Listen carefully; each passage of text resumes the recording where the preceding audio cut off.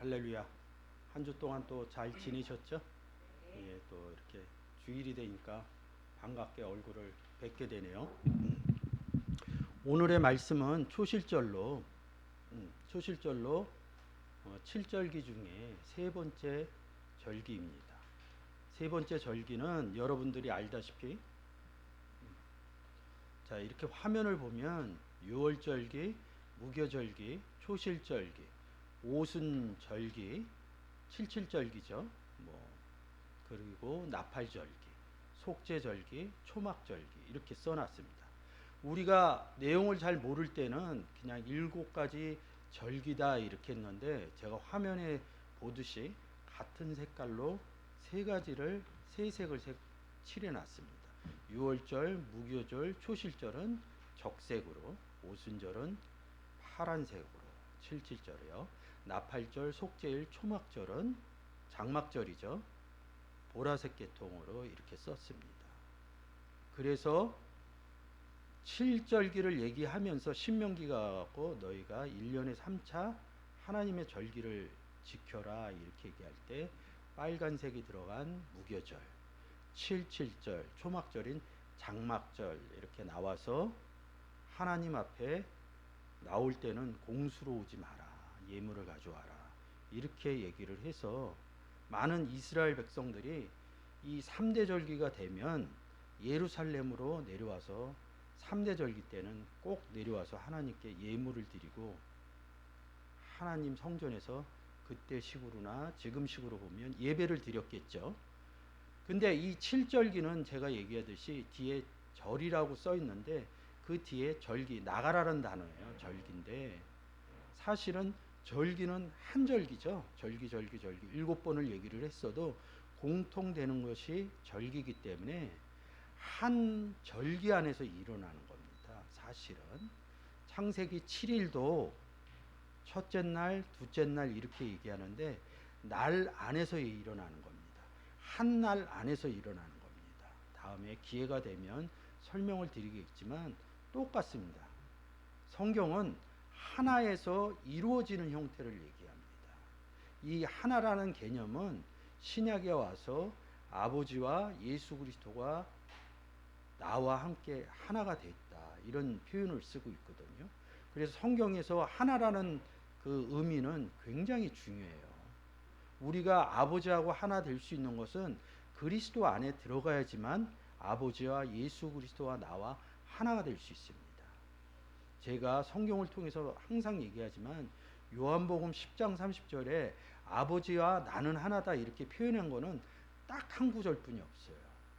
근데 이 요한복음 10장 30절이 거의 성경에 굉장한 근간을 저는 이루고 있다고 봅니다. 그래서 우리가 예수 그리스도를 영접하는데 그 전에는 몰랐을 때 예수만 영접하는 줄 알았더니 아버지와 함께 계신 예수 그리스도를 영접함으로 인해서 아버지도 영접했다는 거죠. 그래서 나를 영접하는 이는 나 보내시니 아버지 같이 있는데 꼭 이렇게 얘기합니다. 나를 보내셨다 이렇게 얘기하니까 별도로 어느 왕의 사신처럼 보낸 거로 이렇게 우리는 세상의 그런 논법으로 보면 왕이 사신으로 누굴 보냈다 이렇게 생각을 해요. 근데 성경은 항상 같이 가는 것을 표현을 보냈다 이렇게 얘기합니다. 그러니까 보냈다 이런 단어가 나오면 같이 갔다 이렇게 보시면 되는 거죠. 그래서 나를 영접하는 자는 나 보내신 이를 영접하는 것이요 이렇게. 나 보내신 이가 누굽니까? 성경을 찾아서 보면 예수 그리스도가 이릅니다. 아버지께서 나를 보내셨다. 근데 아버지께서 나를 보내셨다 그러면 아버지가 있는 상태에서 별도로 나를 보낸 것처럼 생각을 해요. 근데 이 요한복음 10장 30절을 그 안에 대입시키면 같이 간 거예요.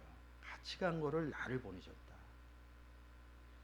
성경에는 나를 보내셨다 이런 의미도 있고요.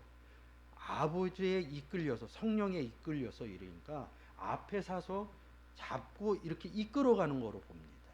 근데 성경은 그렇지 않아요. 함께 간 거를 이끌어갔다 이렇게 얘기합니다.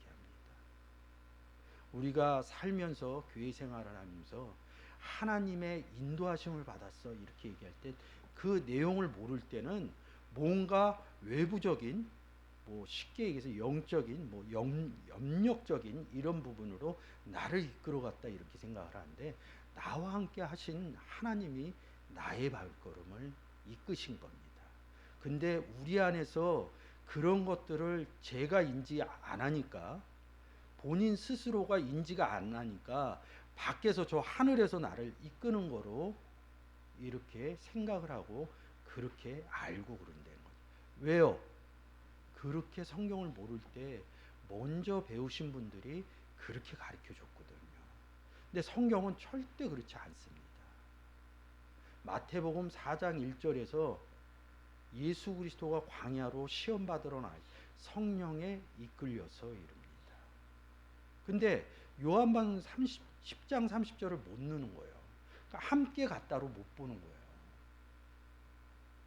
함께 갔다로 못 보니까 이끌려 간 거로 봅니다.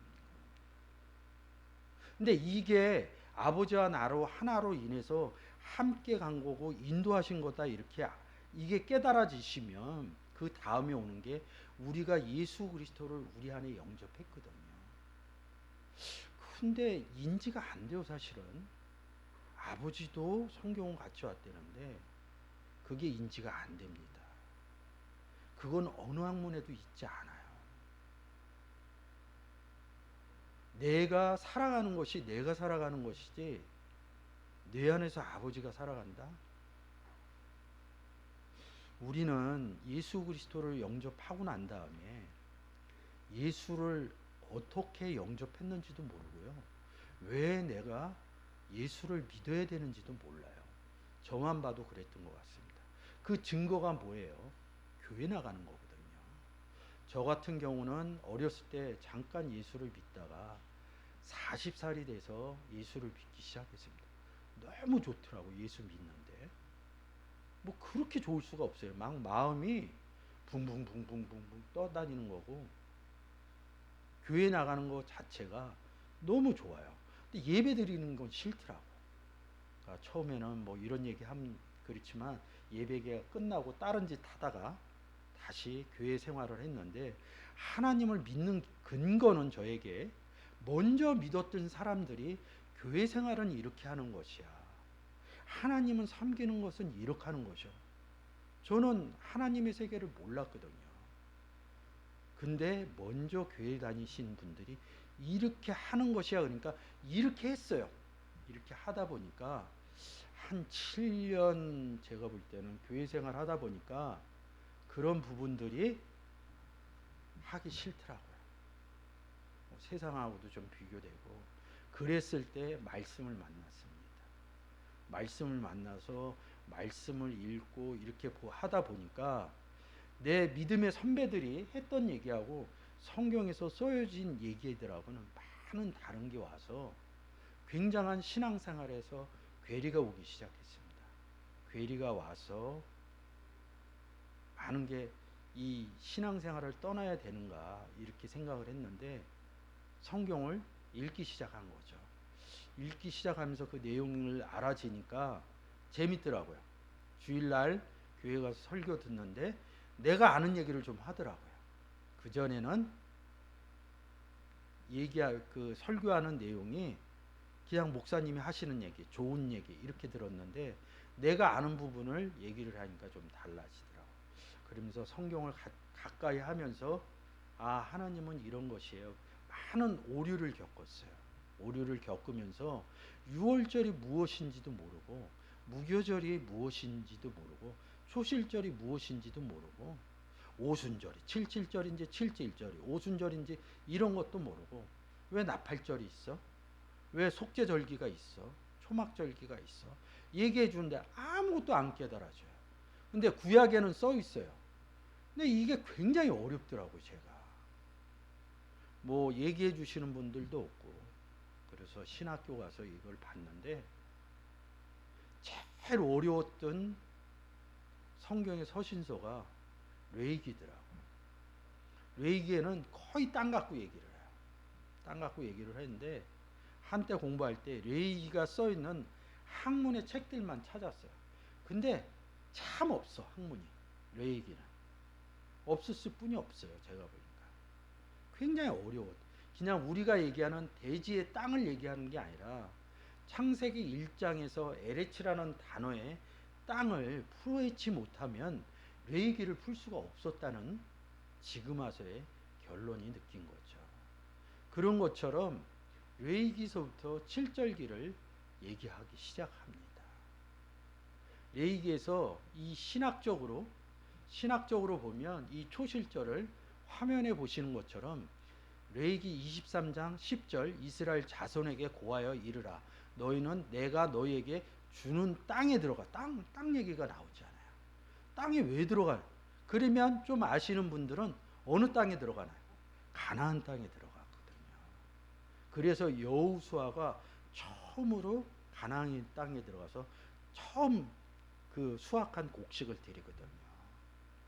너희 곡물을 거둘 때 위선 너희 곡물의 첫 이삭을 한 제사장이 가져갈 것이요. 이러니까 또 제사장하고의 문제가 또 달라지는 거예요. 근데 우리 삶에서는 제사장이 없거든. 구약의 성막의 형태로 제사장을 하는데 지금의 목회자라고 얘기를 하는데 이런 부분이 간극이 되게 멀어요.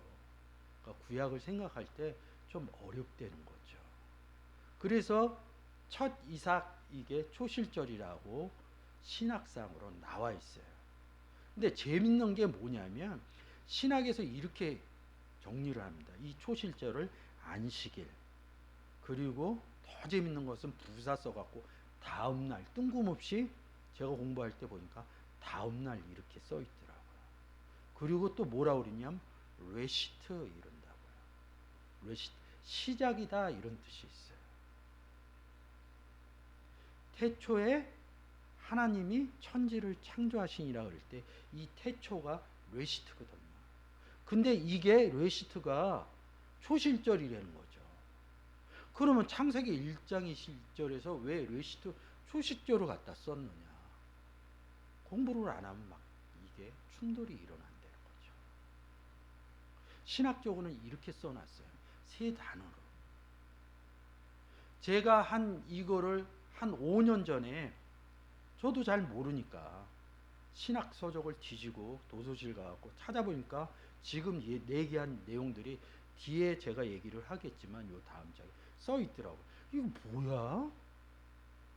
뭐야 이랬어요. 저도. 근데 나중에 공부하고 나서 왜 학자들이 그렇게 썼는가? 왜 신학적으로 이렇게 표현했는가? 제가 모르니까 그 신학적으로 써 있는 신학상의 얘기들이 많아요. 근데 요즘 와서 제가 많이 느끼는 것은 뭐냐면 믿음의 선진들이 그렇게 쓴 이유가 있더라고요. 이제 제가 깨닫는 거예요. 왜?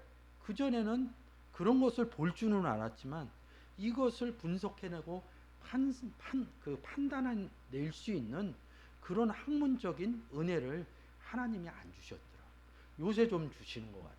제 나름대로 보는 성경과 신학적으로 있는 성경과 이런 것들이 이제 매치되기가 시작하더라고요. 이렇게 써놓고 다음에 보는 출애굽기에 33장 22절 77절 곧 맥추의 초실절을 지키고 이때 초실절 딱 한 번 씁니다. 한글로. 비쿠루라는 단어로 씁니다. 근데 신학에서는 이 비쿠루라는 초실절이라는 단어를 지금 유월절, 무교절, 초실절 이 형태로 안 써요. 그러니까 왜 이렇게 다를까 이렇게 생각을 했는데 좀 더 깊게 보면 초실절을 지키고 가을에는 수장절을 지켜라 이런 의미. 근데 제가 77절을 그 전에 설교할 때 이 초실절에 대해서 그 설교한 게 있어요. 그거를 가서 들으시면 이 초실절의 내용을 듣고 77절의 초실절 된 부분을 들으면 조금 여러분들이 생각하는 바가 좀 달라질 겁니다. 다시 돌아가서 7절기에서 여러분이 이렇게 생각하면 돼요. 그냥 한 절기예요. 한 절기인데 뭐냐? 우리 아까 대표기도처럼 우리가 삶에 있어서 태어나면 저보다 더 연배가 되신 분들은 병원에서 태어나지 않아요. 보통 집에서 태어나고 저만 봐도 병원에서 태어납니다. 그리고 요즘 다 병원에서 태어납니다. 병원에서 태어나 엄마 뱃속에서 나오는 순간, 뱃속에 있는 순간 일생이 시작되는 거예요. 한 사람의 일생이 시작됩니다. 그냥 일생이에요. 생이 하나예요. 근데 뱃속에 있을 때,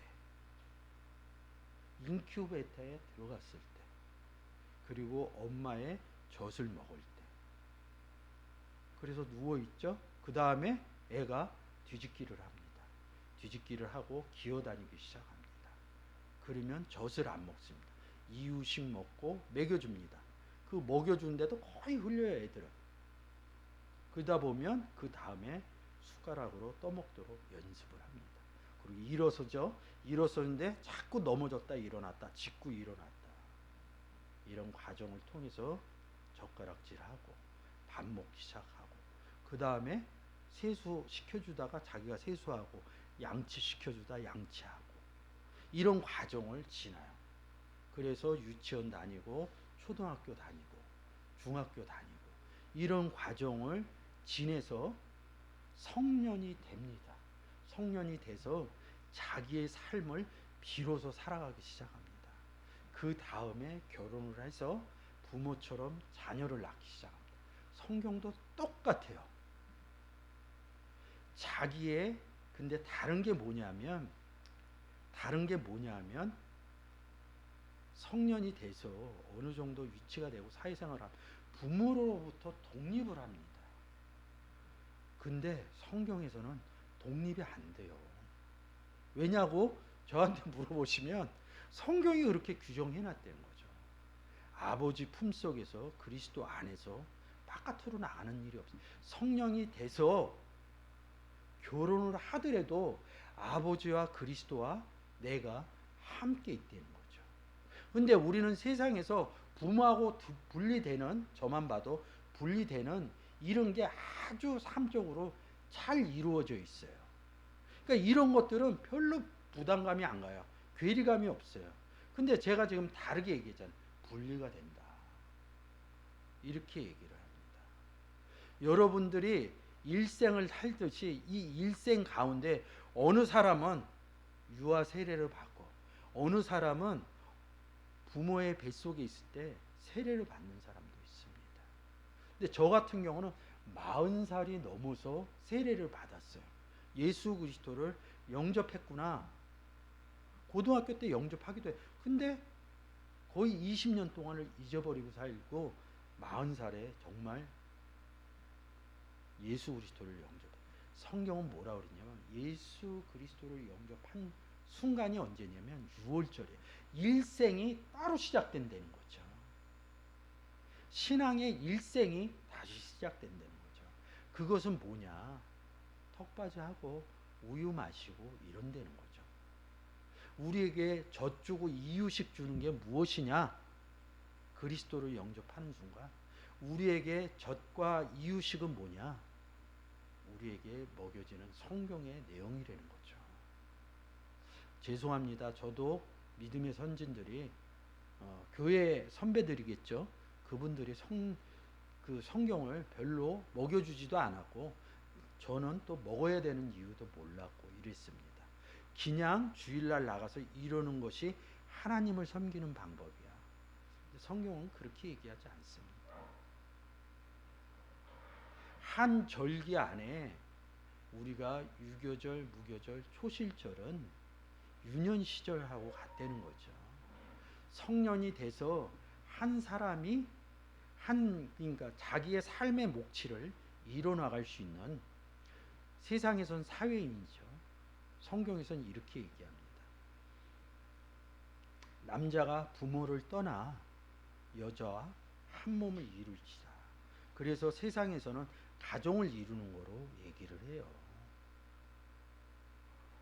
부모, 내 안의 부모가 누굽니까? 하나님 아버지와 예수 그리스도입니다. 부모를 떠나, 그러니까 우리가 일생에서 자연스럽게 뭐냐면 부모를 떠나서 분가를 해서 가정을, 그러니까 이게 잘 최적화되어 있어요. 근데 아까 얘기했듯이 성경에선 부모를 떠날 수가 없어요. 이 떠나는 개념은 뭐냐면 같이 간다는 거죠. 하나님과 예수 그리스도인 부모와 나와 함께 있어서 여행을 떠나는 겁니다. 예수 그리스도도 여행을 떠났고요. 바울도 바울의 여행을 떠나. 이 떠나의 개념이 다른다는 거죠. 일생에 있어서 내 부모와 분리되는 개념이 아니라 함께 가서 무엇을 할 것이냐. 이 개념이 다른 거죠. 부모와 함께 떠나서 여자와 한 몸을 이룬다는 것은 뭐냐면 우리가 예수 그리스도와 하나님이 없을 때 우리를 세상에서는 여자라고 부릅니다. 성경의 세상에서는 여자라고 부릅니다. 그래서 누군가 와서 예수 믿으세요 했을 때 예수를 영접할 때 예수가 남자거든요. 하나가 몸이 하나 되는 얘기를 하는 겁니다. 그래서 너희가 하나님께 몸을 받은 바 너희가 하나님의 성전이 된 줄 알지 못하느냐 이렇게 써 있는 겁니다. 한 몸이 되는 겁니다. 그래서 예수 그리스도를 생명의 떡이라고 부르면서 한 떡에 참여함이라 한 몸이 되는지라 이렇게 얘기를 하는 겁니다. 한 몸이 된 사람이 어떤 사람이냐?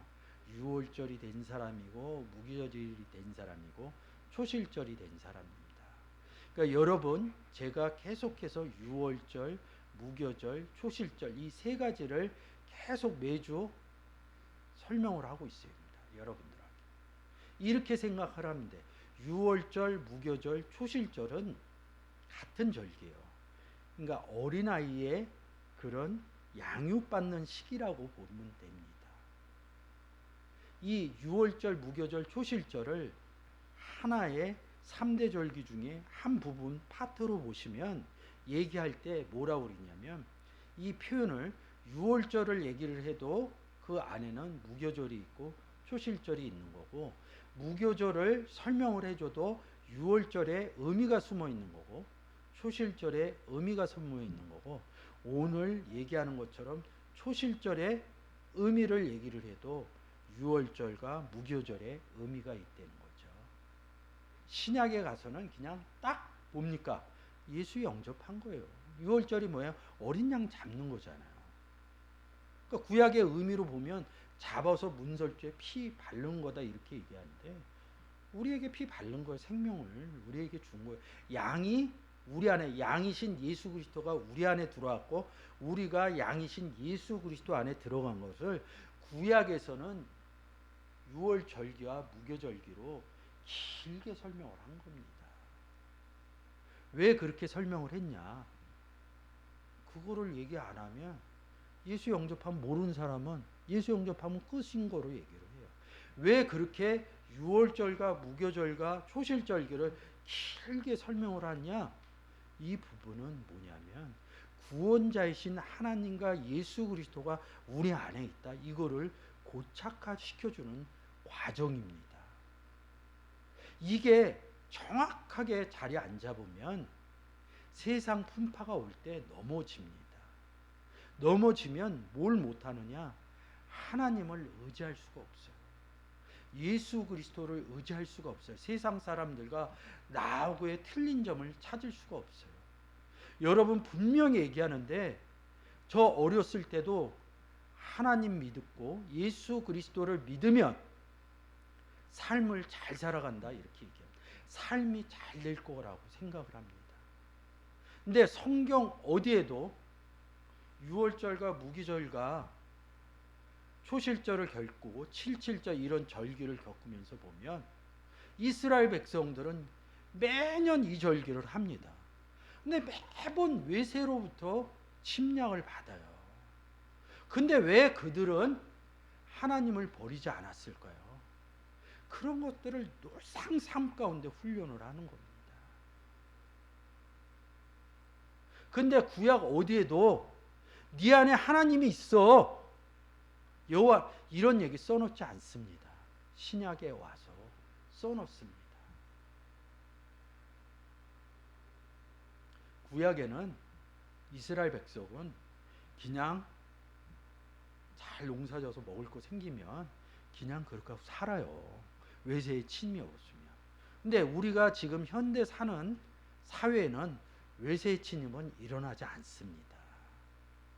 우크라이나 같은 사태는 우리나라 가운데 일어날 확률은 적어요. 왜? 물질의 강국이 됐기 때문에. 근데 그런 전쟁이 안 일어나도 우리의 삶 가운데는 얼마나 각자 느껴지는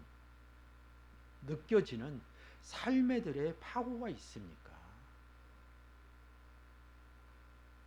하나님 역사 안 하십니다. 우리가 지금 겪고 있는 코로나의 역사는 절대 하나님의 역사는 없어요. 제가 처음 예수 믿을 때 이런 삶에 어려움이 왔을 때 많은 기도를 했거든요. 그래서 그 삶들이 변화되기도 했어요. 근데 이 코로나는 그러지 않습니다. 그거하고 상관없이 우리는 하나님을 의지하고 살아야 됩니다. 그러면 어느 하나님의 역사를 알면 그것이 중요하지 않다는 거죠.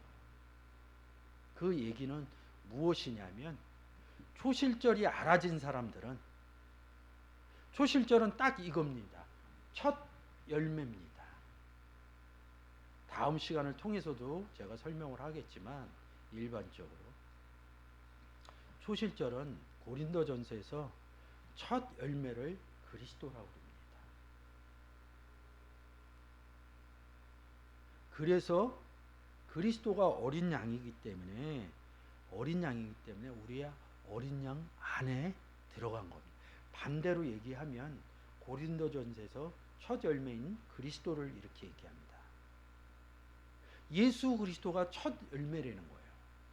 근데 우리가 예수 그리스도를 영접을 하고 예수 그리스도가 우리 안에 있다고 얘기를 하는데 성경은 항상 교차적으로 얘기를 해요. 어떨 때는 예수 그리스도가 내 안에 있다고 그러고 어떨 때는 우리가 성경은 거의 다 그리스도 안에 우리가 있다고 얘기를 합니다. 그리스도 예수 안에. 그러면 고린도전서 15장 20절의 내용으로 하면 우리가 그리스도 안에 있다는 게 무엇이냐? 첫 열매 안에 있어서 우리도 첫 열매라고 합니다. 이 첫 열매라는 단어를 보면 사도행전에 가서 첫 열매는 아가보인 누구누구 이렇게 얘기합니다. 우리가 초실절이 됐다는 거죠. 우리가 어린 양이 됐다는 거죠. 우리가 무교절이 됐다는 거죠. 똑같은 얘기예요. 유월절로는 유월절의 형식으로 우리의 상태, 하나님과 예수 그리스도와 내가 함께 있는 것을 양으로 표현을 한 거고요. 무교절은요, 교훈인 내용으로 하나님도 교훈이시고 예수 그리스도도 교훈이고 나도 교훈이시다. 초실절은요, 첫 열매인 예수 그리스도도 첫 열매고 우리도 첫 열매다는 거죠. 이 첫 열매라는 단어가 무슨 단어하고 연결이 되냐면 맏아들, 장자 이렇게 연결이 됩니다. 그러니까 예수 그리스도를 누구나 맏아들로 알고 있어요. 우리도 맏아들이라는 거죠. 성경에 분명히 써 있어요. 근데 성경에서 내가 맏아들이라는 것을 읽지 않으면 어떤 현상이 일어나냐면 예수 그리스도만 맏아들로 알고 있거든요. 어떻게 건방지게 내가 맏아들일 수 있어? 저도 그렇게 생각을 했거든요. 성경에서 우리 보고 맏아들이래요. 우리도 장자라는 거죠. 누가 장대이기 때문에? 그렇죠. 예수 그리스도가 장자이기 때문에 예수 그리스도가 아들이기 때문에 우리가 아들 될 수 있었다는 거죠. 이런 의미들을 성경의 본문을 다니면서 보지 않으면 우리 머릿속에 고착화가 되지 않는다는 거죠.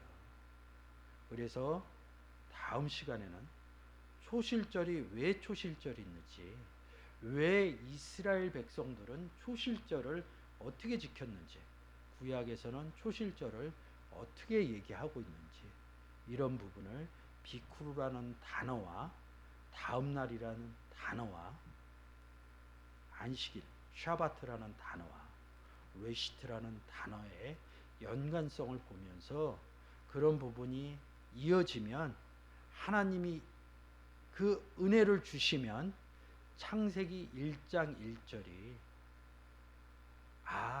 그런 내용이 아니구나, 이런 은혜가 여러분들 가운데 있을 수 있다는 거죠.